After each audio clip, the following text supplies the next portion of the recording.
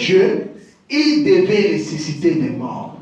Je pense que c'est le lever du soleil, paragraphe 27, Madame dit. Eh bien, cette semaine est la plus glorieuse de toute l'histoire. La plus grande célébration de tous les temps. C'est comme si ça chauffe beaucoup. Hein? Il fallait diminuer la... Ça va. Non, je sais, c'est comme si le chauffage est très haut. La plus grande célébration de tous les temps, c'est à Pâques qu'il prouva ce qu'il avait dit. Qu'est-ce qu'il avait dit? Qu'il devait ressusciter des morts. Amen. Quoi que l'homme puisse dire, on ne peut pas croire fermement cela tel que lorsque cela a été prouvé comme étant la vérité. Et comme c'est Dieu qui a dit, prouvez toutes choses et retenez ce qui est bon. Il ne vous dirait pas de faire quelque chose qu'il ne pourrait pas lui-même faire. Ainsi, il montra qui était celui qui mourut pour nos péchés. Et maintenant, ce jour n'est absolument pas un jour commémoratif de toutes ces jolies fleurs de Pâques, bonnets de Pâques, lapins roses et de ces saintes célébrations, et tout ce que nous avons. Tout cela est très bien, mais ce n'est vraiment pas la véritable chose en faisant cela. Partez, regardez un peu l'église catholique aujourd'hui, vous allez voir. La fête, c'est une fête énorme. Il y a des lapins roses, il y a des bonnets de Pâques, il y a des fleurs, il y a de ces gens qui se font des cadeaux. Il y a ceux qui seront même dans les hôtels aujourd'hui. Parce que c'est la Pâque. Mais ils ne comprennent pas l'essence de la Pâque. Oh, la Pâque, c'est une grande journée. C'est un grand jour de tous les saints. C'est ça même la base de notre chrétienté. C'est ça même le jour qui a déclenché notre religion. La résurrection. Amen. Et les gens ne comprennent pas. C'est comme ces gens qui essaient de dire aujourd'hui, nous devons procéder au lavage des pieds une fois par an. Le jeudi et prendre la communion le vendredi et toutes ces différentes doctrines. Ils discutent pour savoir si cela doit être ce jour ici ou cela. Ou s'il faut que ce soit le jour du sabbat ou le premier jour de la semaine. Toutes ces choses ne sont pas des traductions pures, ne sont que des traductions pures et simples. Quel bien cela vous ferait-il que vous respectiez ou non le carême? S'il n'y a pas de vie en vous, quel bien cela vous fera-t-il? Ce n'est qu'un service commémoratif auquel on n'a rien contre. Cependant, ils ont sans doute perpétué leur tradition, tout en abandonnant le principal. Ils ont abandonné le principal, ils se sont donné des dépenses inutiles. Mais ils ont oublié la chose principale de cette commémoration. Ils ont oublié la chose principale de cette fête. Le sceau de Pâques 31. En effet, avant lui, il y avait eu sur cette terre des prophètes qui avaient prophétisé. Il y avait eu sur terre des prophètes qui avaient guéri les malades, même ressuscité les morts, et accompli les mêmes signes que Jésus. Ézéchiel n'a pas fait ça. Élie n'a pas fait ça. Moïse a fait de grands exploits. Mais écoutez ce que Frère Branham dit, attendez. Mais Pâques a apporté la preuve pour les vrais croyants. Pâques a scellé la parole de Dieu pour toujours. Toute désolation et tout doute ont été anéantis à ce matin de bonheur. L'homme avait été comme enfermé dans une prison. Même les gens religieux avant ces jours-là. Même de tous ceux qui étaient religieux avant ces jours-là de Pâques, ils étaient enfermés. Ils étaient esclaves. Ils étaient dans la prison. Oui. Parce que même quand le prophète Saoul est allé pour faire sortir le roi Saoul est allé pour faire sortir le prophète Nathan qui était mort. Cette femme-là, qui faisait de la magie, ces histoires-là, a pu ramener le prophète qui était au paradis. Ils étaient quelque part, mais ils étaient saints. Ils ont servi Dieu, mais ils étaient enfermés quelque part. Ils attendaient le jour que Job avait parlé.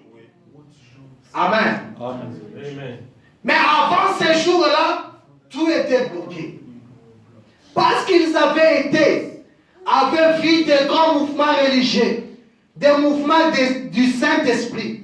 Mais lorsqu'un homme mourait, il semblait que c'était terminé. Mais quand celui-ci est venu et qu'il a dit, j'ai le pouvoir de donner ma vie, j'ai le pouvoir de la répondre, et qu'ensuite il a prouvé ce qu'il avait dit pour moi, pour lui, Branham, c'est ce qui scelle tout. Quand quelque chose a été dit et qu'ensuite est prouvé. C'est pour cela, frère Branham me dit, l'homme c'est sa parole. Malheur à nous qui faisons des promesses et nous n'accomplissons pas. La Bible dit, si vous savez que vous n'allez pas accomplir, ne le faites pas. Malheureusement, c'est ce que nous faisons. Parce que l'homme, c'est sa parole. Et Dieu s'est mis en devoir de prouver que sa parole est la vérité. Alors, il n'y avait qu'un seul homme qui pouvait accomplir cela. C'était Jésus. Il est venu prouver que c'était la vérité. C'est ce qu'il a scellé le tout. Il a brisé tout le sceau de la désolation et balayé toutes les superstitions de toute religion. Et tout alors que des grands hommes s'étaient élevés et avaient dit des choses glorieuses et merveilleuses. Mais tout cela, ils sont dans la tombe. Nos frères ici, ils ont l'air grand jour, ils partent tous à leur terre sainte. Ils tournent comme ça dans une maison, tout le monde en train de tourner. Est-ce que vous avez déjà vu ces images-là? Oui. Ils tournent au rond. Je ne sais pas ce qu'ils parlent, mais ils ne font que tourner. Mais les chrétiens ne savent pas quel est le grand jour de leur religion. Ils ne comprennent pas pourquoi ils sont devenus chrétiens. Ils ne savent pas pourquoi j'écris et qu'est-ce qui va arriver après que je vais quitter la terre. Moi, ça m'étonne que ces gens ici, les vendredis, ferment pour aller prier. Mais nous, les quitter à 11h, quelqu'un quitte à sa maison 11h. Il vient à l'église 12h. Et il commence à dormir. Mais il fallait dormir à la maison. Pourquoi tu viens dormir ici? Ah, je passe seulement parce qu'ils vont m'appeler. Quand un homme appelle l'homme, hein, ça fatigue. Mais il faut que Dieu t'appelle.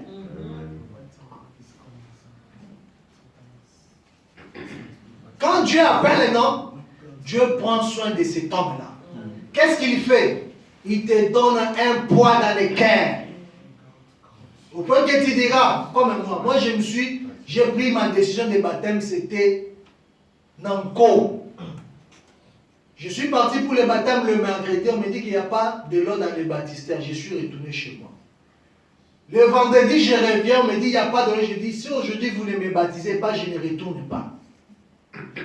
Je ne rentre pas si vous ne me baptisez pas. Moi, j'ai fait ce travail-là, de faire sortir de l'eau sale dans les baptistères. Ils ont appelé les camions d'eau propre, ils ont mis. J'ai fait mon propre travail pour que je sois baptisé. Pourquoi? Parce que je sentais un poids dans mon cœur. Je me disais, si je mourais aujourd'hui, j'irai en enfer. Je ne veux pas aller en enfer, Seigneur. Mais aujourd'hui, qu'est-ce que les gens sont devenus? Ils fuient même le baptême. Sois baptisé. Depuis qu'on a mis quelques gouttes ici, dans l'église catholique, ils croient que c'est le baptême. Ce n'est pas le baptême. Oh non, j'étais baptisé quand j'étais bébé. Un bébé qui n'a pas de conscience va être baptisé. Le baptême, c'est une chose, une décision que la personne doit prendre personnellement. Aujourd'hui, je prends la décision de laisser le monde et de suivre Jésus. De laisser une ancienne vie et de commencer une nouvelle vie. Quand vous comprenez d'abord le sens de la religion, quand vous comprenez pourquoi Jésus était mort, mais quand vous ne comprenez pas pourquoi Jésus était mort, vous allez vivre n'importe comment. Et c'est ce qui prouve qu'il est Dieu, de mort et de vivant. Amen. Mais notre religion chrétienne est la seule qui a la tombe vide. Amen. Nos frères ici, l'un prophète a dit, je vais ressusciter. Si vous partez dans sa tombe, il ne fait que changer de cheval. Quand il viendra, il va monter sur un cheval blanc, c'est ça? Comprenez-moi vraiment le problème des articles. Avec les portugais, c'est ça? C'est bon, c'est bon. Alors, il ne fait que changer de cheval. Aujourd'hui, ils enlèvent, demain ils mettent un autre cheval. Aujourd'hui, ils enlèvent, demain ils amènent un autre cheval. Qu'est-ce qu'ils attendent? Ils attendent qu'ils puissent ressusciter. Les gens de Simon Kimba ou en RDC, ils attendent que leur ancien puisse ressusciter. Toutes les religions de la terre ont l'espérance de la résurrection. Mais arrivé au christianisme, Dieu a prouvé que ce qu'il dit, c'est ce qu'il fait. Il avait promis qu'il va ressusciter des morts et il est ressuscité des morts. Frère me dit, mais notre religion chrétienne est la seule qui a la tombe vide. Amen. C'est ce qui me prouve qu'il est Dieu. Amen. Il est le Dieu des morts et le Dieu des vivants. Il peut ramener les morts à la vie. Cette puissance vivifiante, cet esprit qui est le sien, a prouvé tout au long des années qu'il est celui qui peut ramener les morts à la vie. Amen. Frère, quand tu es dans le péché, tu es mort. Quand tu es dans le péché, tu n'as pas de conscience. Paul a dit, nous allons nous battre avec les bêtes de quoi? En Éphèse. Le bête, c'est un homme qui n'a pas d'âme. Un homme animal. Un homme sans le Saint-Esprit. Un homme qui n'a pas le Saint-Esprit, c'est un homme animal. Regardez les agissements d'un homme qui n'a pas le Saint-Esprit. Il va entrer dans une maison, il va prendre un bébé de 6 mois et il va violer. Parce qu'il n'a pas d'âme, il n'a pas de Saint-Esprit. C'est un homme animal. Il peut lever sa main et tuer son frère. Mais s'il a le Saint-Esprit de Dieu en lui, le Saint-Esprit le dira, ce que tu dis là c'est faux. Ce que tu fais là ce n'est pas la parole. Ce que tu fais ceci ce n'est pas la parole.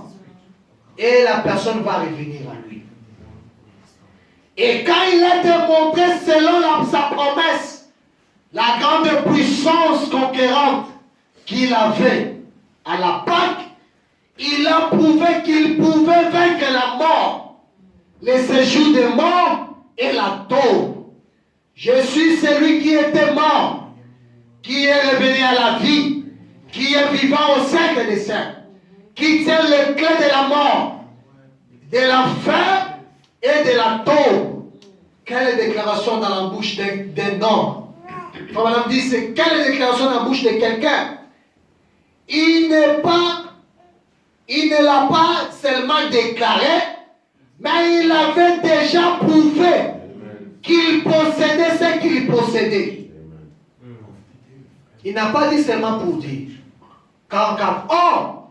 C'est que cette bénédiction de la Pentecôte. Qu'est-ce que la bénédiction de la Pentecôte? C'est la confirmation de la résurrection. Amen.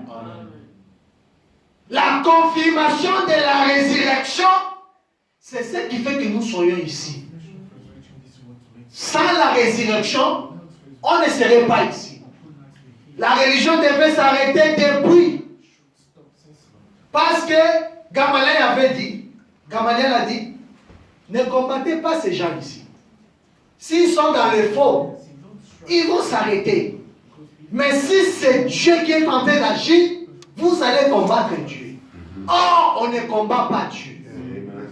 Donc, si ce n'était pas une bonne religion, ça devait s'arrêter depuis ce jour-là. Mais quand il est ressuscité des morts, la Bible dit, une graine de blé ne reste pas seule. Quand elle est tombée à terre, mais le jour de la résurrection, elle ne veut pas seule. Regardez une graine de maïs. Quand vous mettez à terre, le jour où ça va pousser, ça va sortir avec beaucoup de maïs. Il devait donner la vie à ceux qui n'avaient pas la vie. Amen. Ce qui prouve qu'il c'était la vérité, qu'il était le roi de Dieu, qu'il était le Christ de Dieu, c'est la résurrection. Amen. Et quand il est ressuscité, il a pris son esprit, il a mis dans Pierre, il a mis dans Paul, il a mis dans tous les apôtres qui étaient là. Ils ont commencé à évangéliser, aller partout dans le monde, prêcher la bonne nouvelle, aller partout dans le monde, jusqu'à dans les extrémités de la terre, prêcher la bonne nouvelle. Celui qui croira ne sera pas condamné. Amen. Celui qui croira sera sauvé, mais celui qui ne croira pas sera condamné. La Bible dit, quand vous écoutez sa parole, n'endurcissez pas vos cœurs. Vous voulez être sauvé? Croyez à la parole de l'évangile.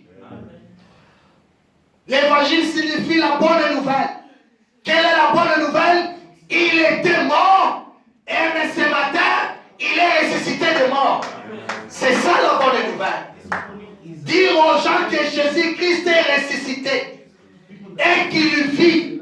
Il est le même hier, aujourd'hui, éternellement. Si quand il était ressuscité de mort, il était avec Pierre, il avait manifesté sa vie, ce soir, s'il est à nous ici, Frère Branham dit, il va manifester la même chose. Amen. S'il avait sauvé le perdu de l'autre côté, aujourd'hui, il va sauver le perdu. S'il avait guéri le malade, de l'autre côté, ici, il va aussi guérir les malades. S'il avait donné la solution, ici, il donnera aussi la solution. Peu importe les problèmes, peu importe les difficultés, peu importe le nom de la maladie.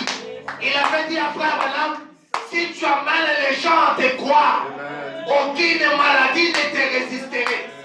Même pas les cancers. Peu importe le nom de la maladie. Frère Branham dit, il donne le nom pour nous faire peur. Mais nous savons une chose, ce n'est que le démon. Amen. C'est un démon qui est en train d'agir. Mais il y a un homme qui est au-dessus des démons. Il s'appelle Jésus. Il y a un homme, quand il parle, la tempête s'arrête. Il y a un homme, quand il parle, les eaux se calment. Il y a un homme quand il parle, Lazare sort de sa tombe. Il y a un homme quand il parle, la fille de Jairus revient à la vie. Amen. Et cet homme-là, c'est Jésus. C'est lui qui a laissé la tombe vide. Amen. Regardez des millions sur terre, ceux qui n'ont pas réussi cela. Quand Jésus était ici, mais combien nous devons être reconnaissants ce matin de savoir que nous avons les signes concrets et le preuve biblique que nous sommes écrits dans ce glorieux matin de la résurrection qui vient. Ce glorieux Pâques, nous en avons les gages maintenant. Maintenant même dans nos corps mortels. Amen. Celui qui a le Saint-Esprit, Paul me dit, il a le gaz de la résurrection en lui. Amen. Oh, qu'est-ce que cela doit nous faire? Amen. Les prédestinés sont les premiers à être vivifiés. Amen. Bien sûr, quand le Saint-Esprit vient prendre possession des saints, des siens, quand il vient prendre votre possession, qu'est-ce qu'il fait? Il vous donne les gages de la résurrection. Là, nous venons de lire avec vous. Si l'Esprit qui a ramené Jésus-Christ d'entre les morts habite en vous, cet même Esprit va vous ramener à la vie. Amen. Et quand Frère était vivant, il dit un jour, cette puissance créatrice qui appelait le monde à l'existence descend maintenant. Elle est en vous. Amen. La puissance créatrice qui a appelé le monde à l'existence est en vous. Amen. Dans le cas des croyants qui ont le Saint-Esprit. Mais souvenez-vous, comme vous êtes ce matin, si vous n'étiez pas dans sa pensée à ce moment-là, vous n'y êtes pas maintenant. Si vous n'étiez pas ce temps, avant la fondation du monde, vous n'êtes pas maintenant. Car en vous, il y a une partie qui est éternelle. Et ce qui est éternel n'appartient qu'à Dieu. Et en Dieu, dans sa pensée, vous étiez assis à l'endroit où vous êtes à ce moment. Dans la pensée de Dieu. Il y avait le frère Tommy qui interprétait. Amen. Il y avait le frère Moïse ici. Il y avait Papa Ogi qui est là. Il y avait notre pasteur qui est là. Il y avait la sœur qui est là. Dans la pensée de Dieu, il voyait déjà toute la scène. Dans sa pensée, j'étais ici à la chair ce matin. Là, c'était frère Banam, aujourd'hui c'est moi. Lui, il est le prophète, moi je suis qu'un simple prédicateur. Il ne faut pas confondre cela. Parce qu'il est infini et qu'il sait toutes choses, il pouvait dire, donc il dit, quelle serait la fin dès le commencement. Parce qu'il est éternel. Et vous, comme vous êtes un fils de Dieu ou une fille de Dieu, vous étiez dans sa pensée au commencement. That's right. Amen. Amen. Et c'est la même chose pour chaque vrai croyant. Amen. Quand la prédication de la parole de Dieu est apportée et qu'il est confirmé et prouvé que c'est la vérité de Dieu pour cette terre ici, alors il y a quelque chose à l'intérieur du croyant. Peu importe combien son père était fidèle à une église. Oh non, nous sommes les catholiques. Depuis avant même notre grand-père est catholique. Moi, je ne vais pas quitter les catholiques. Moi, je suis protestant de sang. Oh, moi, je ne sais pas moi de quelle église. Frère me dit, si vous êtes un vrai croyant, quand la parole est prononcée, si vous avez quelque chose en vous, vous allez dire, peu importe combien mon père était fidèle à une église, ou combien sa mère y était fidèle, ou ses grands-parents. Si l'enseignement de cette église est contraire à cette ère du message du baptême du Saint-Esprit, il y a quelque chose en lui qui s'écrit. Il quittera cette basse cour. Il ne peut pas faire contrairement. Le poulet, c'était peut-être bien à une autre époque. Mais maintenant, c'est l'ère de l'aigle. C'est différent. Il y a quelque chose qui fait qu'il doit quitter le poulailler et s'envoler dans le ciel. Alors, ce corps terrestre est vivifié et amené à l'obéissance à la parole de Dieu pour cet esprit qui vivifie. C'est ça, là, tu dors. L'enfant dérangé ne dort pas. À l'église, on ne dort pas.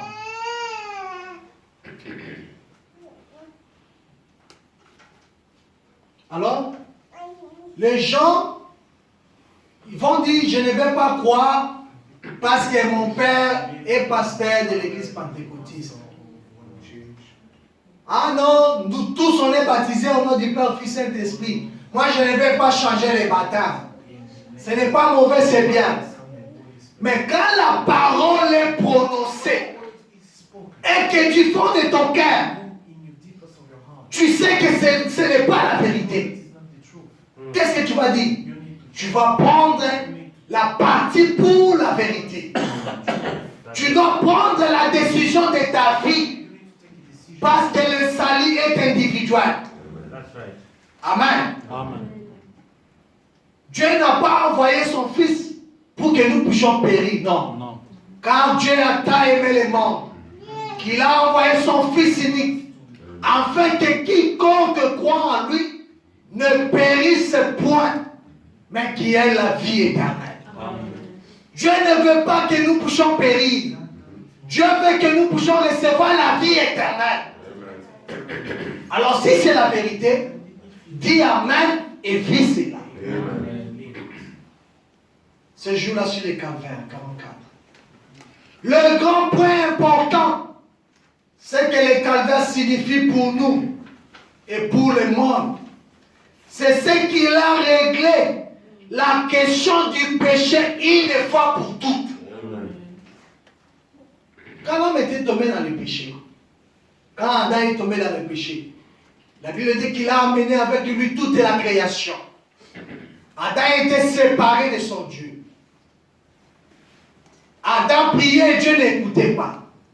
Tout ce qu'Adam faisait, c'était en dehors de la volonté de Dieu. Mais Adam pleurait dans son cœur. Il cherchait comment retourner. Et Dieu regardait. Dieu savait qu'un jour, Adam sera restauré. Et Dieu a commencé avec cela dans le jardin d'Éden. On dit que Dieu est allé dans la montagne. Il a immolé l'agneau. Il a pris la peau de l'agneau. Il a revêtu Adam. C'était la preuve qu'Adam un jour sera sauvé. C'était la preuve qu'un jour l'agneau sera immolé dans une montagne. Amen. Et un jour, Jésus-Christ est venu. Parce que personne ne pouvait sauver l'homme égal. Nous étions tous dans le péché. Nous étions tous tombés. Personne ne pouvait guérir l'homme. Personne ne pouvait sauver l'homme. Il fallait que Dieu seul puisse prendre cette place-là. Et lui qui était le roi des rois, lui qui était le Seigneur des seigneurs, la Bible dit qu'il a laissé le trône de la gloire. Il est descendu sur la terre. Il a pris un corps humain. Il a mangé. Il a eu un jour un mot de tête. Après avoir péché, il est allé s'être assis sur une rocher. Il a commencé à avoir des maux de tête. Un jour, il a dit, les oiseaux du ciel ont des nids, les renards ont des paniers, mais le Fils de l'homme n'a même pas où mettre sa tête. Il a compati avec nous. Qu'est-ce qu'il était venu faire? Il voulait goûter à la mort.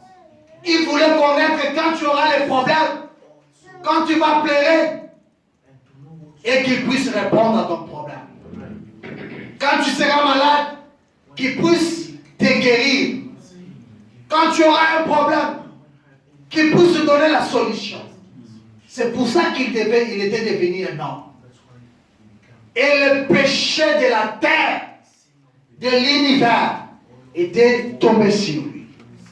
Quand il est monté à la croix, quand il a versé son sang, la Bible dit que les rideaux étaient déchirés en deux. Ces rideaux-là qui gardaient les saints des saints étaient déchirés en deux. Parce qu'Adam était interdit d'entrer dans les saints des saints. Adam n'entrait pas dans la présence de Dieu. Mais ces jours-là, le rideau était déchiré. Parce que l'homme devait maintenant entrer dans la présence de Dieu. C'est ce que Jésus avait fait. C'est ce que le Calvaire nous a donné. Paul dit, le Calvaire nous a donné, le Calvaire a mis pour toujours le point de la question du péché. Amen. Il a résolu le problème du péché. La Bible dit, il n'y a plus de condamnation pour ceux qui sont en Jésus-Christ. Si tu es en Christ, il n'y a pas de condamnation pour toi. Si tu es baptisé du vrai Saint-Esprit, il n'y a pas de condamnation pour toi. Et si tu es encore un membre de l'Église, il y a une condamnation pour toi. Ne te réjouis pas si tu sais que tu n'as pas encore le Saint-Esprit. Tu as une condamnation. L'homme avait été trouvé coupable de péché. Et le péché était une peine qu'aucun homme ne pouvait expier. Je crois vraiment que Dieu avait décrété qu'il en serait ainsi. Que la peine serait tellement grande qu'aucun homme ne pouvait expier pour qu'il puisse le faire lui-même. Or, la peine du péché, c'était la mort. Nous étions tous nés dans le péché, conçus dans l'iniquité, venus au monde en disant des mensonges. Par conséquent, aucun d'entre nous n'était digne et ne pouvait trouver personne sur cette terre qui était digne. Enfin, un jour, sur le calvaire, quelqu'un est descendu de la gloire. Quelqu'un du nom de Jésus-Christ, le Fils de Dieu. On est en train de parler sur les deux grands jours des chrétiens. La mort et la résurrection de Christ. Amen. Le Fils de Dieu, il est descendu de la gloire et le calvaire a pris forme. C'est ce jour-là que le prix a été payé. Et que la question du péché a été réglée pour toujours.